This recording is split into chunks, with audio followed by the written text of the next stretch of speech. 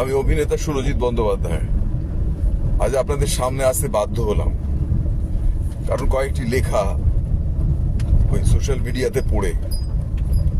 সেটা হচ্ছে যে একটা জিনিস, যখন মর্মান্তিকভাবে রাহুল অরুণোদয়ের চলে যাওয়ার ঘটনা ঘটলো, তারপর আর্টিস্ট ফোরাম একটা চিঠি পাঠালো প্রযোজনা সংস্থাকে। তখন সব রব উঠলো, আর্টিস্ট ফোরাম সারাক্ষণ মিনমিন, হ্যাঁ, প্রসেনজিৎ চ্যাটার্জি সারাক্ষণ সুবিধে কোথায় ধান্দা, কোথায় করে ম্যানিপুলেট করা, একটা চিঠি, হ্যাঁ, আর কোনো স্টেপ নেই। হলো এরপর যখন প্রসেনজিৎ চট্টোপাধ্যায় দায়িত্ব নিয়ে সবাইকে জড়ো করে এবং নতুন কমিটির সকলে প্রসেনজিৎ চট্টোপাধ্যায়ের পেছনে থাকলো, যখন একেবারে সরাসরি রিজেন্ট পার্ক থানায় এফআইআর হলো, প্রসেনজিৎ চট্টোপাধ্যায় প্রিয়াঙ্কাকে নিয়ে ছুটলেন, সঙ্গে যিশু আমাদের তালসারিতে ওই একই দিনে ছুটে তলসারি থানায় এফআইআর করলেন এবং লয়ারের পরামর্শ নিয়ে, এবং ফিরে এলেন।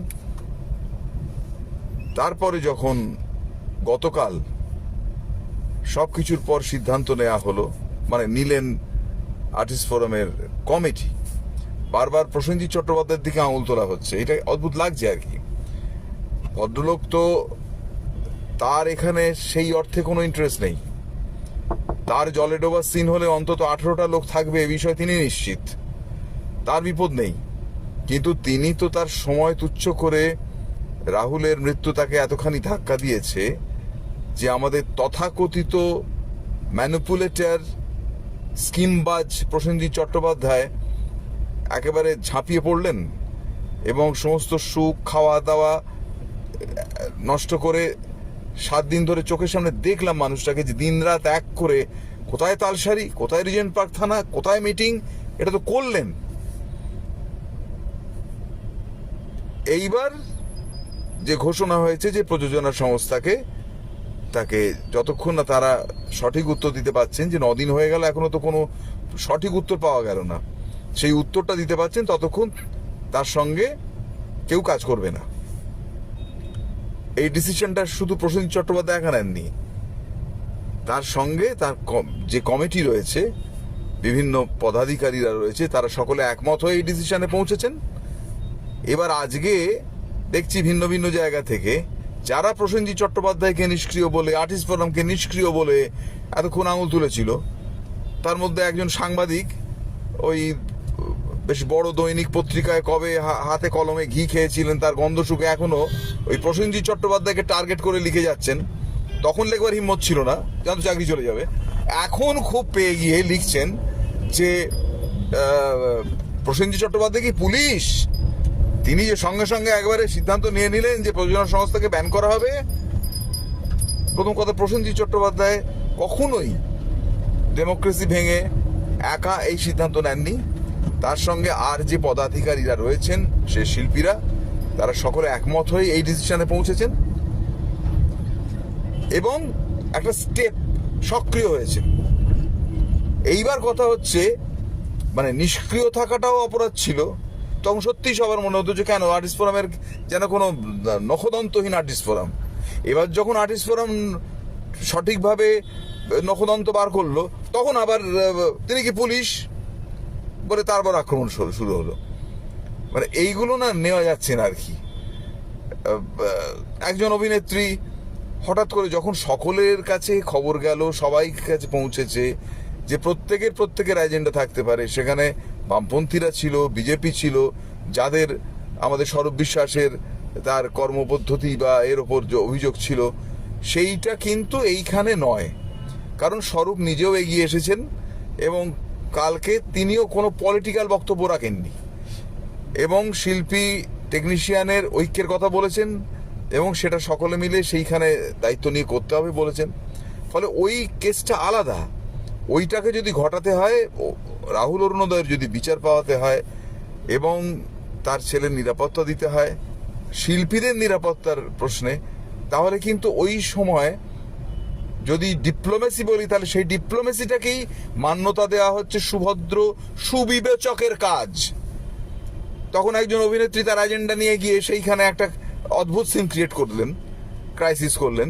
দরকার ছিল না এটা করার, কিন্তু সেখানে আরো অনেকে বসেছিলেন যারা কিছুদিন আগেও তারা তাদের অভিযোগের কথা জানিয়েছেন যে স্বরূপবাবু যদি ওই যেখানে 8 জন লাগে বা 7 জন লাগে সেখানে 15 জনের চাপটা না দেন, তাহলে আবার প্রডিউসারের পক্ষেও সম্ভব হয়, তাকেও বলা যায় যে এই তো হলো, এই তো আপনার ওপর চাপ কমলো, তাহলে আপনি বা এই ব্যবস্থাটা নেবেন না কেন? এ কথা তারা বলেছেন বিভিন্ন বাইটে। কিন্তু কালকের দিনটা নয়, কালকের দিন কিন্তু তিনি একমাত্র এইটি বেছে নিলেন যে এইটি হচ্ছে মোক্ষম জায়গা যেখানে এইটা বলা যাবে, এবং তাই একটা সিন ক্রিয়েট হবে এবং উনি মাইলেজ পাবেন। বিভিন্ন মিডিয়া তার সামনে তার ক্রন্দনরত অবস্থার ছবি, তার ক্রুদ্ধ অবস্থার ছবি নানা রকম ভাবে পোস্ট করবে। মানে এইটা না নিতে পারছি না আর কি, যে তারা কি চান। এতক্ষণ নিষ্ক্রিয় বলে অপবাদ দেওয়া হয়েছে, এবার সক্রিয় বলে অপবাদ দেওয়া হচ্ছে। কি করবেন? আপনার বাড়ি দিয়ে ঝাঁট দেবেন, তবে আপনি খুশি হবেন? তারপর আবার উল্টে বলছেন এখন নির্বাচন বলে সব হচ্ছে, এরপর আবার দেখবো ঠিক ব্যান ট্যান তুলে নিয়ে এসব হচ্ছে। মানে যখন হবে তখন বলবেন, যখন হবে তখন বলবেন। আর তারা যদি প্রযোজনা সংস্থার ওপর ব্যক্তিগত প্রসেনজিৎ চট্টোপাধ্যায় বা ওই কমিটির কোনো শিল্পীদের তো কোনো ক্রোধ নেই, এই ঘটনার পারপাসে একটা স্টেপ নেওয়া হয়েছে, মানে নিয়েছেন তারা। এইবার সেই ঘটনায় যদি তারা প্রমাণ করতে পারেন যে না এটা তা ছিল না, এই আমরাও তখন জানতে পারিনি, হ্যাঁ আমাদের কিছু আগ বাড়িয়ে মন্তব্য করাটাই সর্বনাশ করেছে, এই মন্তব্যগুলো না করলেই হতো। মানে দুম করে ম্যানেজার বলে দিল কোনো কিচ্ছু না জেনে বা জেনে, হ্যাঁ, যে ওটা হয়েছে, প্যাকআপ হয়ে গেছিল। হ্যাঁ, এইসব আগ বাড়িয়ে কথাবার্তা না বললে, কারণ ম্যানেজারকেও কেউ খুনি বলছে না, প্রযোজনা সংস্থার কর্ণধার কেউ কারো, তিনি তো ছিলেনই না স্পটে, তিনি তো অনেক দূরে, হয় কলকাতা নয় বম্বেতে ছিলেন, ফলে তার পক্ষে বা তাদের পক্ষে জানা সম্ভব নয়। এবং এই যে শুটিংটা কিভাবে হবে, কোথায় পারমিশন নিতে হবে, হ্যাঁ, ওই এলাকার লোকেদের ইনভলভ করতে হবে, যারা ওই জল ওই ওখানকার চোরাবালি হাতের তালুর মতো চেনে, তাদের অ্যারেঞ্জ করতে হবে। হয়তো 2-4-5 হাজার টাকা দিলে তাদের হয়ে যায়। তো এই বিষয়গুলো তো তারা সিদ্ধান্ত নেবেন তো যারা ম্যানেজার ওই জায়গাটায় রয়েছেন তারা করবেন। কিন্তু হঠাৎ আগ বাড়িয়ে কর্ণধাররা কথা বলতে গিয়ে সমস্যা হয়েছে। এবার যদি তারা সত্যি প্রমাণ করতে পারেন যে না এটা এরকম নয়, এই হয়েছে, তাহলে তো ব্যান করে রাখার প্রশ্ন নেই, কারণ তাদের উপর ব্যক্তিগত কারোর তো ক্রোধ নেই। অন্তত প্রসেনজিৎ চট্টোপাধ্যায়, শাশ্বত চট্টোপাধ্যায়, আবির চট্টোপাধ্যায়, এদের তো হবার কথা না, কারণ তারা কেউ এখন অভিনয় করেন না। তো হঠাৎ যখন নিষ্ক্রিয় চুপচাপ আর্টিস্ট ফোরাম প্রায় মানে যাই হোক না কেন, শুধুমাত্র রাত্রির বেলা আপনার কাল রাত্রির 12টা পর্যন্ত থাকতে হবে, এইরকম একটি মেসেজ ছাড়া কিছুই আসতো না, তখন যে অপবাদ দিচ্ছেন, এখন সক্রিয় হয়েছে এখনো সেইভাবে অপবাদ দেবেন, তাহলে তারা করবেটা কি? তখনই বলতে ইচ্ছে করে, তাহলে কি আপনার বাড়িতে গিয়ে ঝাঁট দেবে তবে আপনি খুশি হবেন? না ঘেঁটে দিতে চাইছেন বিষয়টাকে? এই সাংবাদিকটি যিনি এই কথা বলেছেন, প্রসেনজিৎ চট্টোপাধ্যায় কি পুলিশ, তিনি কোন হোমে যজ্ঞে আছেন? আমাদের কোন হোমে যজ্ঞে আছেন? সোশ্যাল মিডিয়া পেয়েছেন বলে একদম জমিদারি, যা খুশি বলে দেবেন। কি আশ্চর্য! এগুলো বন্ধ করুন, এইগুলো মেনে নেওয়া যায় না। একজন শিল্পী হিসেবে এটা মেনে নিতে পারি না, খুব খারাপ লাগছে বিষয়টা।